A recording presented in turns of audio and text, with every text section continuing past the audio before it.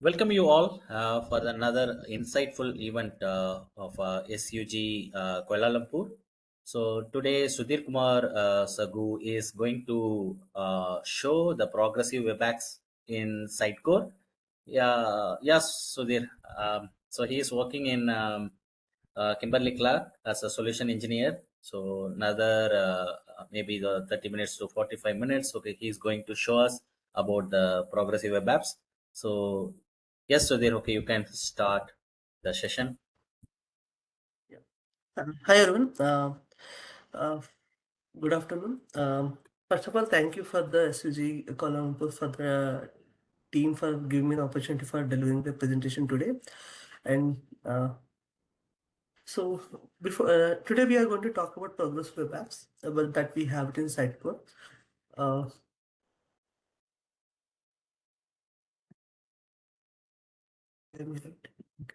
Okay, so before that, coming to my introduction, myself is Sudhir Kumar Suggu. I'm currently working with Kimberly Clark. I'm having total 14 years of experience, and in which I'm working in Siteco from last 9 years. And I'm Siteco certified. In last year, I got recognized as a Siteco MVP in the technology category. And you can connect me through LinkedIn. And here is my blog where you can check for my technical post here. Okay, coming to the PWA. Okay, before deep dive into what is PWA, so we have the apps, right? Like how we have the mobile apps and all. Similarly, we can also create apps for the desktop.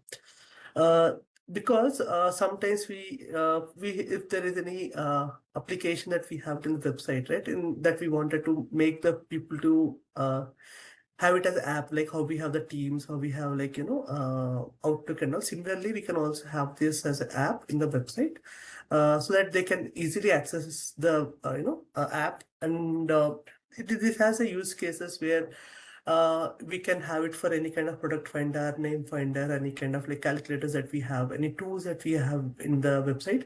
So that can be easily attached to that, which can easily make it as a, one of the app in the website instead of creating any kind of uh, additional apps that we wanted to have it. Okay. Proceed further. So basically, it's actually, it is actually create a it's a one of the experience, right? Now experience creates a lot of value in the for the consumers. So the better the experience that you provide to the system, the more value that we'll be having it. So in that purpose, so we actually have that, we can also enable the app for the website that can create much more experience to the consumers actually. Okay, similar like how we have like desktop for mobile, we can also create the apps for the desktop applications as well. Here we can also have like offline functionality that can be achieved with the PWS. Like it means there are cases like some of your team will, like a salesperson or any distributors or any kind of people working in the very remote areas, like in case of marine applications or in case of some other places where they can go to the very low internet areas. In that case also we can enable to have an offline functionality to this, and so that can also be easily achieved with the offline functionality that can be possible with this. Coming to the push notifications, we can also have we have like notification that we get it for the apps. Even when you look at the some of the websites, they're actually they're also giving the notifications on the website. That can also be possible with this, um, and it is easily installed. Like how we can have like for the Android app. For the Android phone, we are actually using the Play Store, right? For the iOS, we're actually using the App Store. So for that to download any kind of app, we actually have a dedicated app, like a Play Store or App Store. But in this case, to install any kind of the application, we no need of such any kind of App Store here. We can directly install from the website. That time we can show it in further demos. And anyways, obviously, most of the websites are actually nowadays are responsive. So obviously, with any kind of viewport, it can be easily adjusted to the responsiveness of the application. Okay, why we have to use the PW apps? Okay, so here, what are the benefits actually? Here we actually using the main thing called caching. So which actually see every time whenever the some request do, right, we actually making the call to the backend and to get the files and everything. Here we actually use the caching mechanism so that apps will run faster, and so that it creates a better user experience. And here we can also increase the engagement to the consumers because we are actually having the push notifications that we can have it that can be set up through Firebase and all. We can have an application to tie up with the Firebase. So whenever we want to give any kind of notification, that can be easily triggered through that. And with whenever you're getting keep notifications, people will get in touch with the website and they can easily access the we are like it will be like we are like a connecting to the consumers. Okay. And here so here we have like for if you look at the compatibility cross platform compatibility wise, in case of Android or iOS app, we should have it different applications or different code, or will be generating different APKs. So in this case we don't need to do anything like that. So the same thing with the simple steps with that we are implementing, that is actually compatible with all the browsers. Okay, so for this we don't need to maintain any separate code for each and everything. So it is a very simple, that is a same thing for all the browsers or any platforms. And it is easily can able to find it in the search applications also. In the search bar, if you can type PWAs plus what are the app, if they have anything, we can directly get the link for that. Now, so when we look, so we know about what is PW and all, so how we can make the use of it in the Sitecore. Okay, so here, whenever it is easily able to integrate for any kind of Sitecore version, whether it is XP, XM, JSS, or XM Cloud, it can be easily integrated with all the modern frameworks, and we can easily enable for any kind of Sitecore thing, Sitecore module that's what we have here. Here we can also have integration with the applications. Suppose if you are having multi-site or multilingual applications, in case if you wanted to enable for one application and if you want to disable this PW for another application, we can simply, because this code everything will be there in the layout and it's in everything is in our control. With the few clicks and conditions, we can still able to limit the uses, or we can able to enable specific to the site that we wanted to have it. So that can, it is completely within our control how to which site which language we wanted to enable. So everything is in our control how we wanted to make it. Okay, and coming to the function service worker. So for any kind of application to run, right? So in case of .NET application, we actually use IIS servers. For any kind of other things, we actually use Apache and some other web services. For this to run in the offline, or if you wanted to support, we actually use the thing called service worker, because there should be some service that should be run every time to make the application to be working. So in this case, actually we use a service worker, which is actually the default functionality that will be supported by the browser itself. So whenever we don't have internet and all, right? So so whenever we actually open the app, it will try to load it from the service worker, and it will try to render the content on the website, on the app. What are the thing we can show and detailed in the demo. Coming to the metadata, obviously for any app, like for any kind of application, we should, metadata is important. So we have all the metadata information in the further slides, what and all the each metadata file is contained and what is the purpose and all the stuff. Okay. Okay, so as I said, right, what and all the steps that is actually required for this to be enabled on any kind of website. Okay, so manifest file is the one of the main thing, and the service worker are the these two are the critical component that is required for this application to run it as a PWS, convert to a PWS. So in that case, so in this manifest file, we'll have the whole app related information, and service worker, in this we will be registering the application, the service worker that is present in the browser. So that would actually make the application to run in the app. And we should definitely have HTTPS. Without the HTTPS to any site, it will not let you run the application, because it will try to enable a secure communication between the service worker. So it's HTTPS for any kind of site, that is actually mandatory. As I said, right, we can easily integrate with the Sitecore. Everything is in control with Sitecore. And if you wanted to, have anything that we wanted to deliver from the, suppose if you wanted to render the script directly from the Sitecore, we can also do that. So everything is actually possible in this. Okay. Okay, coming to the manifest file, right? So manifest file, actually, this is the sample file which you actually see on the screen. Okay, this is the manifest file. This is sample file here. And if you look here, so it has any clear information what an each and every field does and what is the significance of each and every field. But having these things which are present in this one, this is sufficient to have. But if you want anything, we can even have it. So if you look, when you look at each and every attribute, so this is the name, what is the name of the app that you wanted to have. If you want to create any kind of short name, we can also have that. And start URL, which is nothing but this one. Suppose if you actually having a views pages, okay. Here we have a provision to limit or scope the uses, where we can create the boundaries actually, okay. In that case, if you wanted to limit that only to particular tools or in particular functions of the website, we can still have that. Or if you wanted to give whole website to be part of that, PWA, then we can able to start make it with a slash. Suppose if you wanted to give it for only for the contact us form, then that case slash contact us form. So it means that is the start path of that, this one, so for the app to be loaded, and it's the scope that we wanted to have it. Okay. And coming to the display here, we can have, suppose when you click on the app, right? So how we wanted to app to be open, when it is like different kind of views that we have, right? So where we wanted to home, like when you wanted to open the app, or you wanted to open as a full screen, or you wanted to open as a as a browser where or you directly wanted to open the browser itself. So however you wanted, we can do it. But standard is the standard approach that we wanted to keep. But based on the need, we can even set up accordingly. The color, when you open the app, what are the flash, splash screen that would come, right? What the color that you wanted to keep. Coming to the theme color, see every app has its own color. Like if you look at Outlook, it has a top bar. For Chrome we also have a different colors, right? For any kind of web app that we're actually opening in the desktop. So similarly, for the way we can also have that color that we wanted to have for this. And coming to the icon, this is a very important because if you have given the wrong dimensions or incorrect image path, the app will not render.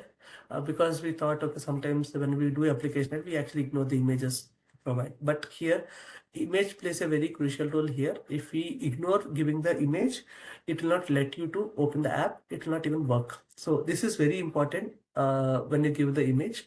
So you need to ensure that with the path that you gave, everything is accessible.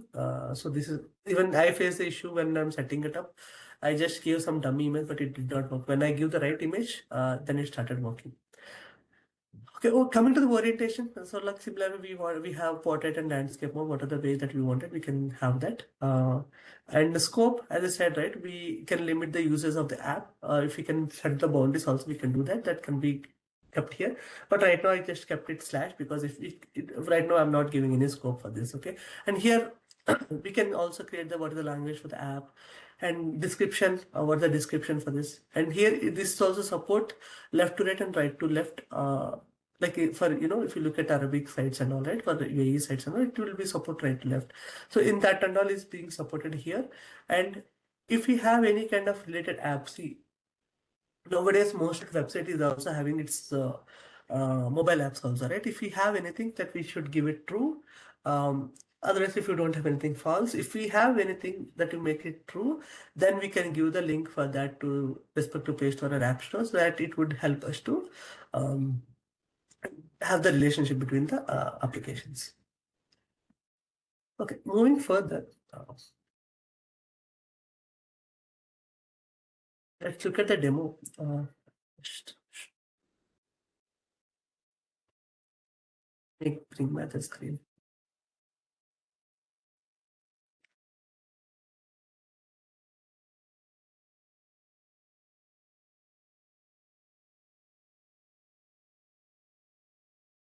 Actually, currently, I've actually set up this in this okay site. So if you look currently, you're looking this one, right? This is a basic our website. So let's take this as a general any website. So whenever actually making it, right, so it has this icon that will be present. If you don't enable this icon won't be present. When you click on this, it will try to get the app will be installed. It will show a prompt whether to install it as a app. When I click on installing the app, okay, the website which is present in this browser, it will come into a app. So if you see here, this actually came out from the browser. It actually coming to the different place here.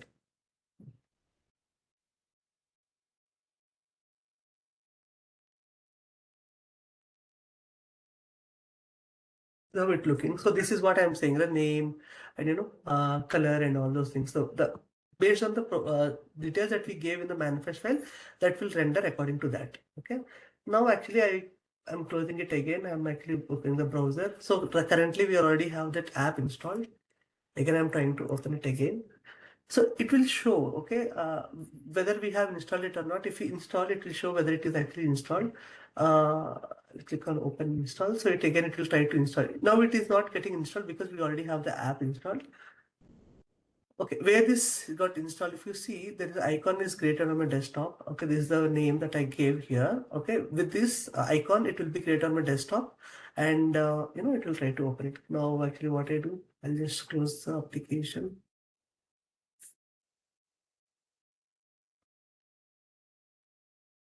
And I'm going to open. So it means, so it actually directly opening the app. When I click on this, it is not opening it from the browser, anything.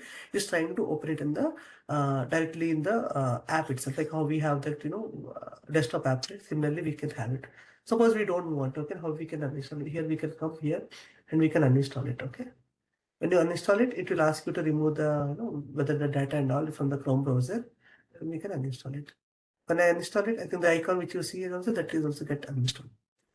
Okay. Now let's look into how it actually work. At the page source. It's a very simple configuration that we need to do. But what are the config that we are doing? We have to ensure that we are actually doing the proper one. Okay. So this is a manifest file, okay, which we are talking about it, right? So this is a manifest file which actually need to be referred in the head section where it contains the entire information of this. And here we have to register the whole app, okay, before going further. So this is a manifest file, right? So coming to this application here, so this is a manifest file of the application. So what are the things that we have it here, right? What that metadata information that we have it in that manifest file, that whole will be rendered here. And we can even see what the values that is being set here. This is a sample manifest file that we have here.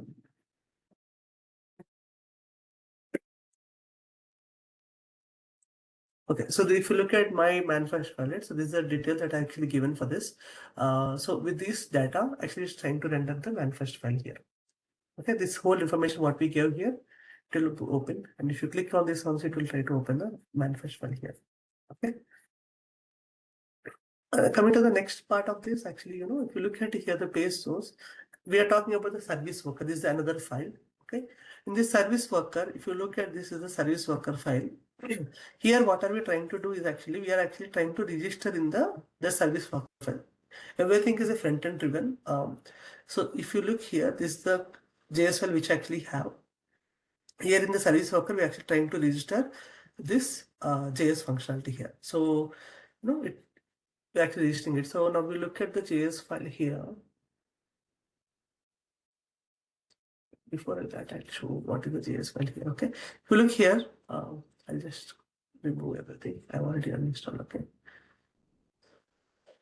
Actually, I have enabled the log. So if you look at the log, right, so this is a service worker that is actually trying to register application. Okay. And it's trying to create all the required functionality here. And coming to uninstall here. I'm trying to install it again. Okay.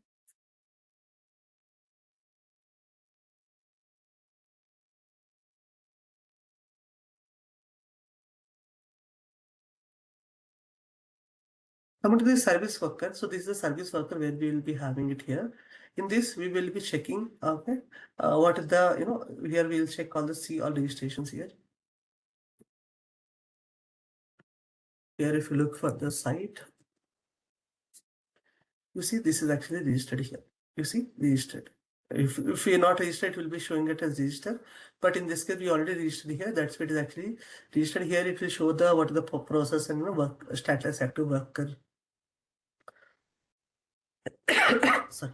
Here it will show the installation status and what is the state of the application, or it will show every information here actually here. Okay. And coming to this offline functionality and all I was talking it, right? So here we actually having the things called local storage. We have also have index DB and all. So here in these cases, we can make use of these local storages, and we can able to enable the offline functionality that we can have it, and and we can also upload and reload.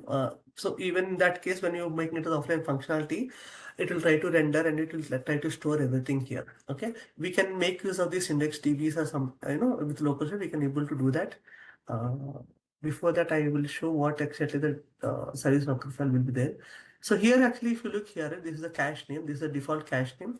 For now, I just gave demo cache. Okay, this actually very important because this is where this caching would create in the browser, and it will try to render it from the cache. Here, if you look here, this set of piece of code, it will tell what and all kinds of files that we wanted to have it in the for the caching. It could be JS or CSS or any of the pages that we wanted to, specific pages that we wanted to have, we can keep it. But in our case, I'm actually, I want to pre-cache all the pages of my site. So that's why I make it a slash. It means everything that comes under the domain slash, that will be part of the this caching thing. Okay. Here actually, this is basic check again. If we have any, if whenever we are loading it, if we have data in the cache, it will try to get that from the cache. Otherwise, it will try to read from the backend, and it will try to keep it in the cache. Suppose if we are actually having any unused caching or anything that we wanted to do while doing the uninstallation, so this is the where this particular set of code that actually runs, and it will try to uninstall the application. It will try to flush the cache, whenever whenever you want to delete the unused cache items here.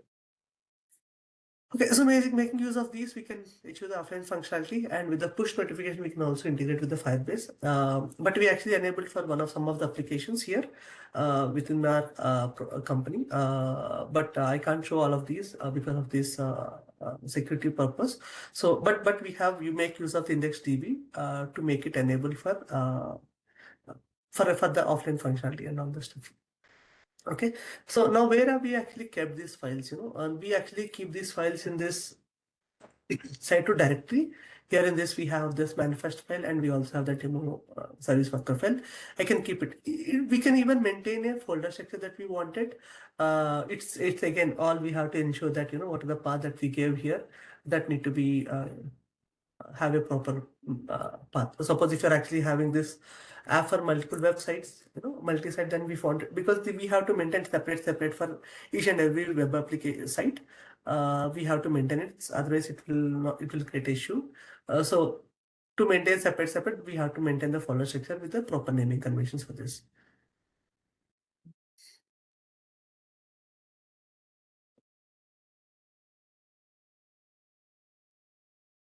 Right.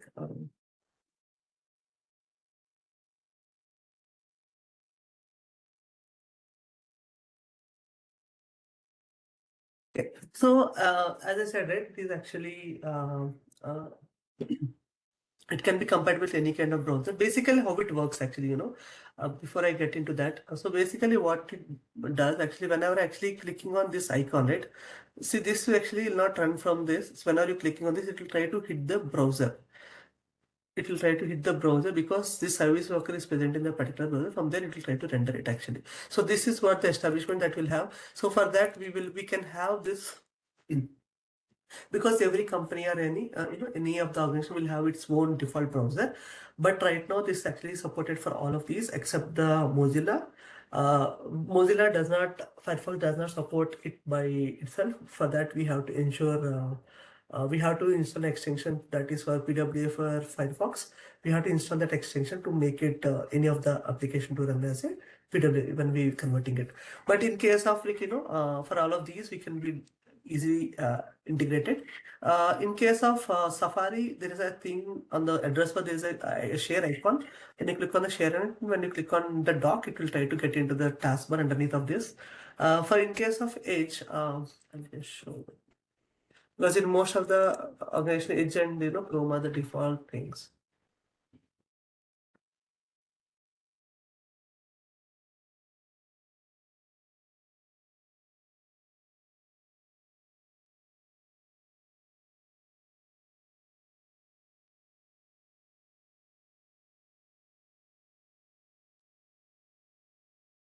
Here, if you look here,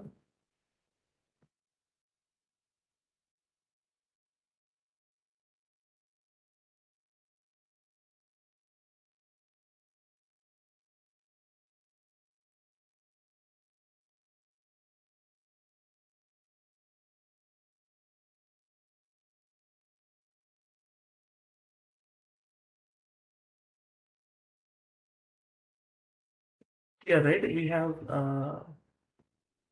here similarly how we have that install button. We also have this to install here, and we click here, and we have a more tools.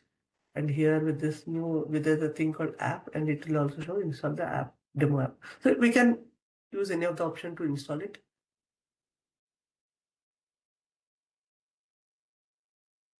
Again, this is actually also opened in the one more app.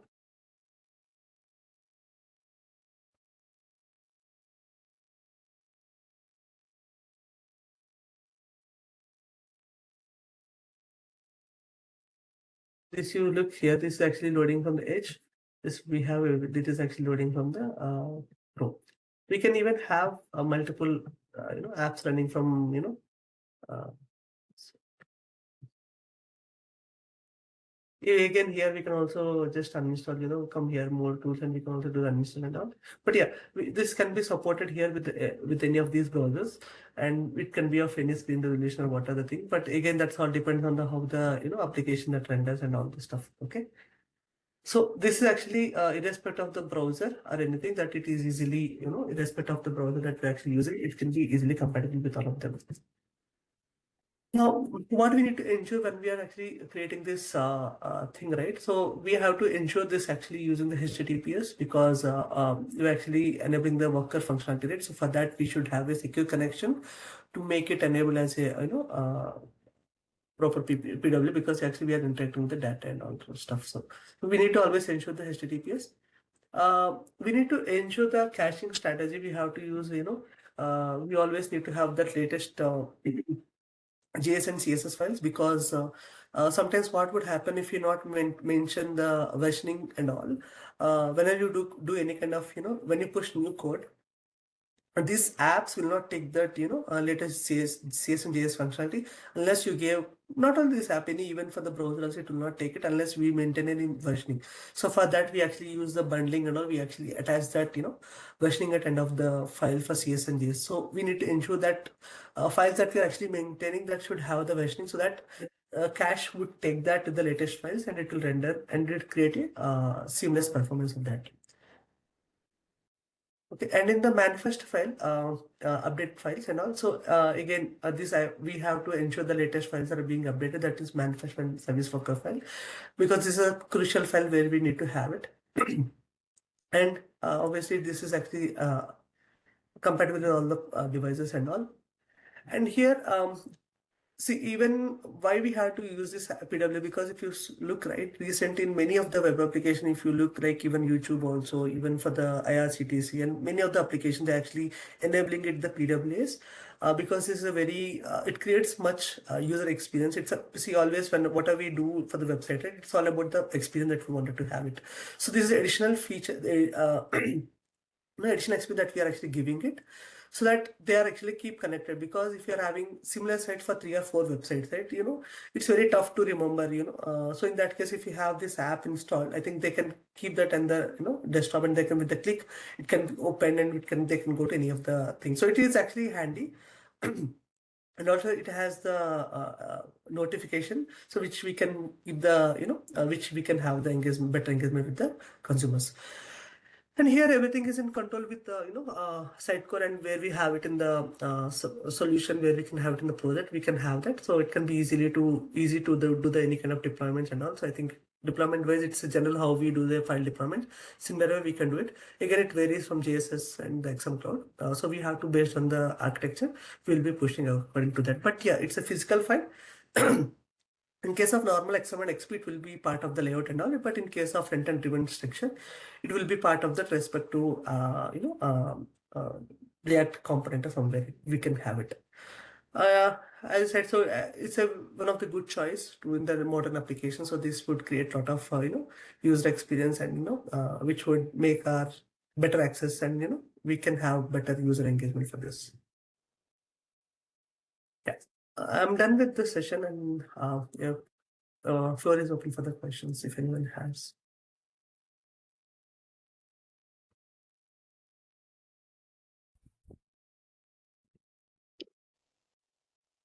Guys, do you have any questions?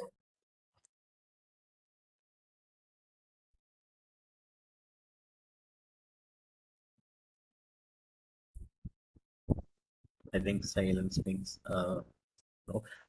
Maybe I have one question. Okay, could you please give us one business case, okay, where it actually helps a lot? So, Okay. So basically, in our project, we actually have some calculators and all. Okay. Where actually the DSRs actually the distributors, right? So we mhm, are into B2B business. So in our case, distributors wanted to give the calculators for the product they're proposing for the consumers, right? So they mm, have, uh, uh, they have the calculators handy. They wanted to be make it because they can't open because we have calculator for each and every country. So again opening, right, again going into a particular language, right, might be difficult for them. So for them we actually making it as enabled for them, so they can with a click they can able to access and we can have it. The mm, other thing, we also have the many application within our project, right? So in case of name finder, for one of the brand we have Huggies. For the to make much more a much mm, more interaction with the consumer, we have some many calculators that we have, like finder, name finder, and we wanted to have any kind of product finder. If you wanted to have any of the products that you wanted to section within the with the what the SKUs that they're giving, we can also make it enabled for the product finder. And in case of offline functionality, this is majorly helpful in case of like offline functionality, because as I said, right, calculators and also because whenever I wanted to use any kind of such things, I should have the internet to be enabled. But mm, in this case, because we are actually storing the cache and everything that we are maintaining, we can still able to access from the offline functionality. But for that, we have to make some enablements where we need to make use of the index DB and all those things to make this enabled as a offline function, but I have not done as part of the demo. But we can make use of this local storage and all those things to make it enabled for this. Coming to the security wise, because this is actually, we are not posting any data. It's actually, we are reading it. Okay. mm, In that case, that is not an issue because we are reading the data. And in case this is also useful in case of, offline working also, right? Suppose you have the data that you entered, but when you back to the internet, we can able to push that back.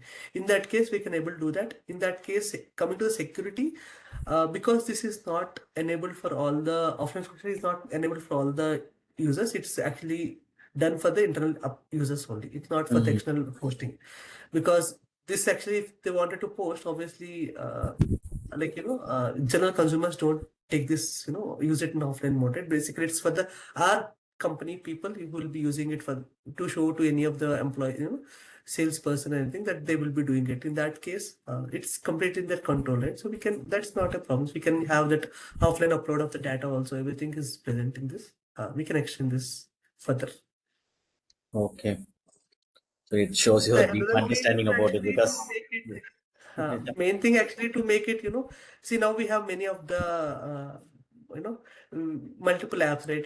We have multiple booking apps, Mm, travel booking apps. So in that case, if you have this, we always keep it in our desktop, with a click, we can able to open, mm, which will creating much easy access to the consumer. Instead of sometimes we have to use, because when you're typing some, URL and all, if sometimes we go wrong, right? So, yeah, you have it create additional user experience. yeah.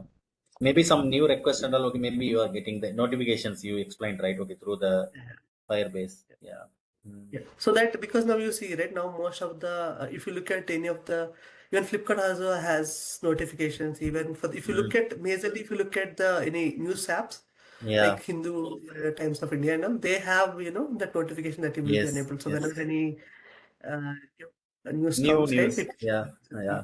will show. Even, but again, WhatsApp and all is there, but that's again a web browser, so that we can't compare that with this. But yeah, those also will create that kind of, because the more engagement, the it will retain the user retention. So Mm, that's a major for them. So understand. Yeah. Okay. Great, Sudhir. Actually. Yeah. So it was a very good session. So even I liked it very much. Yeah. So maybe this is the starting point, right? Okay, so somebody is not aware of this, so they can go and start the learning of it. Okay, it's very good actually. So it's a your insightful session. I hope okay other people who joined this meeting also feel the same. Yeah. So thank you so much, Sudhir, for presenting this to us. Yeah. Thanks everyone for joining, and thanks for Mohammed, for giving the opportunity. And again, thanks to SUG Kuala Lumpur team for having me here. Anytime, okay, you can contact me for the further session as well. Okay, so we can do that, inshallah. Yeah. Yep.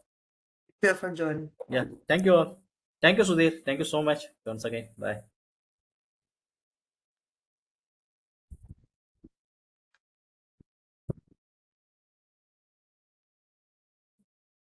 Bye.